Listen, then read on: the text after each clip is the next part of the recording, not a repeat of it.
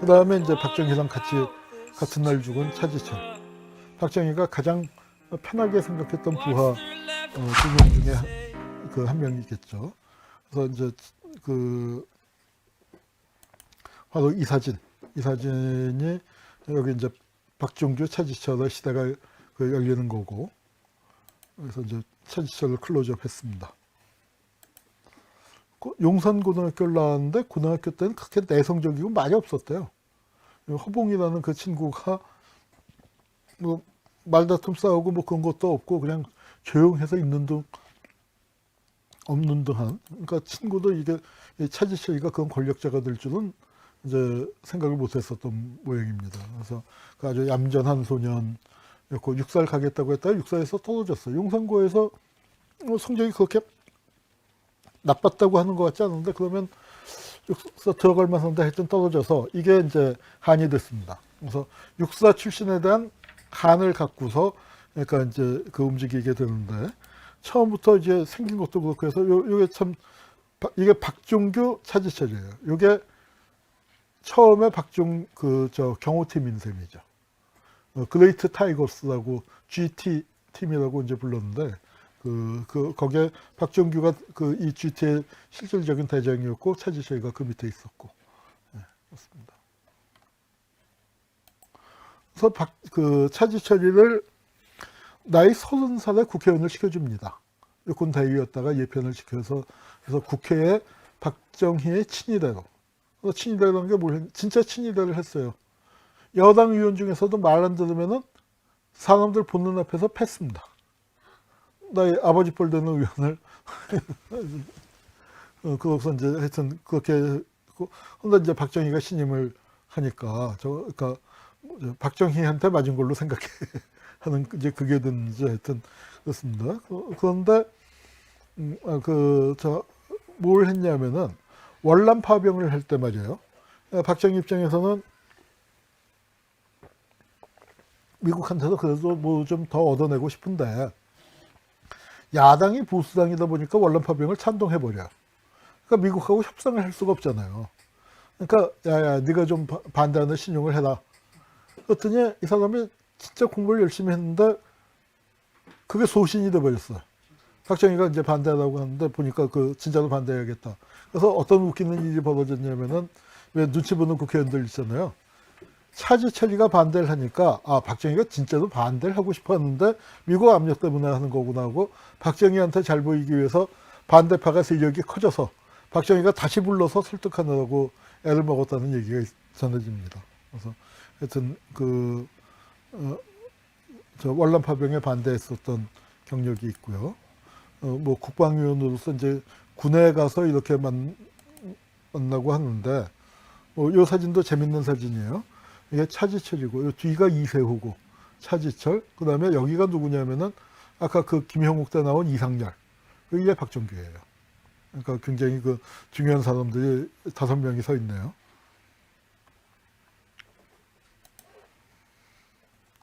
예.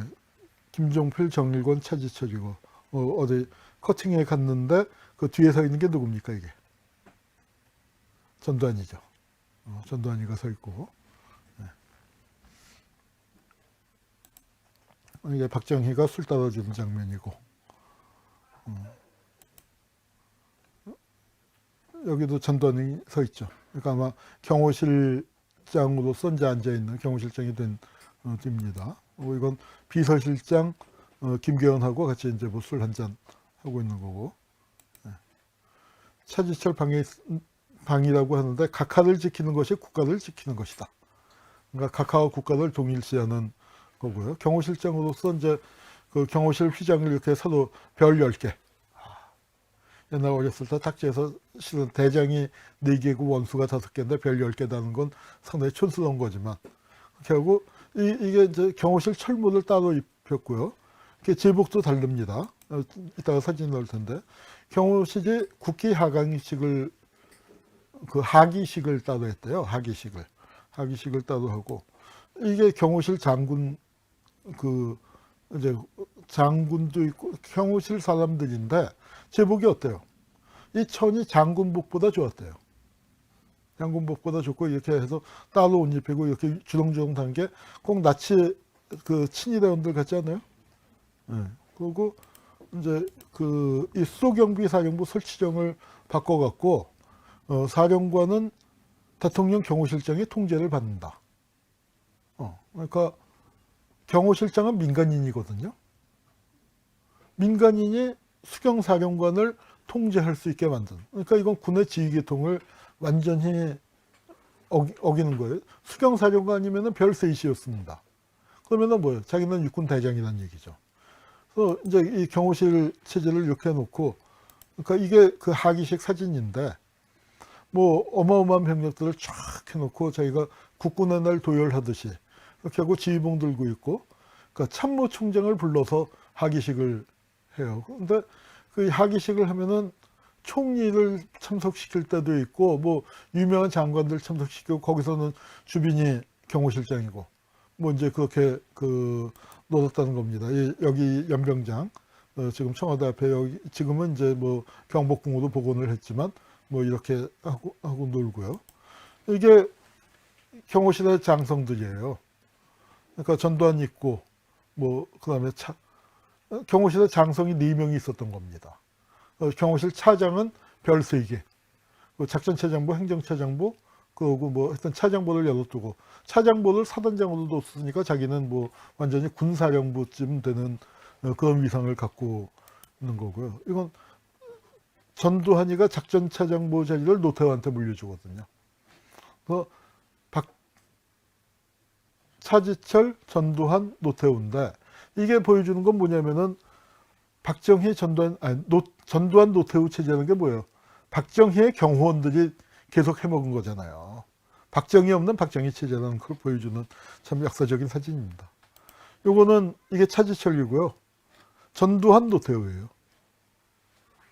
예, 전두환, 노태우가 이렇게 동원이, 차장보도 있으면서 동원이 돼서 같이 뭐 경호실 그에 무슨 군사훈련, 경호실장은 민간인인데 이렇게 딱 장성처럼, 그러니까 나머지는 다 철모 씌우고 자기만 이렇게 방한모 쓰고 나온 거죠. 이건 이것도 여기 뒤에 보면 전두환이가 서 있고, 뭐 김종필하고 나란히 서 있고, 그러면서 정치에 개입을 합니다. 자기가 4선 의원 출신이니까 국회는 내가 잘 알아 하면서 김재균을 제치고 경호실이 사설 경호팀도 운영을 하고, 공화당 내에도 차지철 직계의원들을 만들어요. 그 차지철 직계의원들이 차지철 죽고 난 다음에 정풍하는 겁니다. 김종필 쪽으로 붙으면서. 그래서 이웃하기 쳐내고 이제 그렇게 되는 건데, 여기는 야당 의원들 중에 신도환, 이택돈 이런 사람은 완전히 차지철한테 보고하고, 야당의 전략이니 뭐 그 동향 같은 거 차지철한테 바로 보고하고, 차지철이가 그러니까 야당 내에 깊숙한 얘기를 김재규보다 먼저 알아서 박정희한테 보고하고, 그러니까 정치는 차 실장이 더 잘 안다, 중앙정보부 뭐 하는 거야, 이제 이런 구도가 만들어지는 거죠. 그리고 유신 말기에 이제 그 YH 사건 같은 거 터질 때 이거 강경 진압시키는 게 이제 또 차지철이고, 그러면서 그렇게 됩니다. 그래서 차지철이 이제 육군 대위로서 군에 대해서 컴플렉스를 이제 팍팍 발휘하면서 강경론을 해서 김영삼을 지명하고, 김재규는 김영삼하고 사이가 괜찮았어요. 그래서 김재규는 온건론을 피는데 이게 강경론을 하고, 부마항쟁이 터졌을 때, 뭐 부마항쟁 얘기는 지난주에 많이 했으니까 그 자세히 안 하겠습니다만, 그러니까 이때 이제 이 탱크로 밀어버리면 됩니다. 그러니까 이게 김재규로서는 끔찍한 일이 벌어질 것 같으니까 이 상황을 막기 위해서 그 총을 쏘게 된 거죠. 바로 궁정동에서 이제 벌어지는데, 이 차지철은 이 나라 이겨라 구원자 대신 님의 뜻을 받들고자 여기 모였네 했는데, 그러니까 경호실장이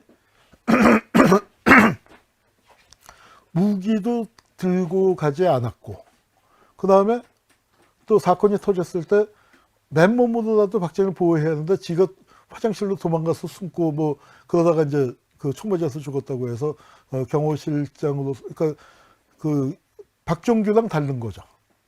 박정규에 대해서도 비판하는 사람들이 많이 있지만, 적어도 경호실장으로서 자세히 보면 이건 뭐 그 하기식 하면서 거들먹거리기만 했지, 뭐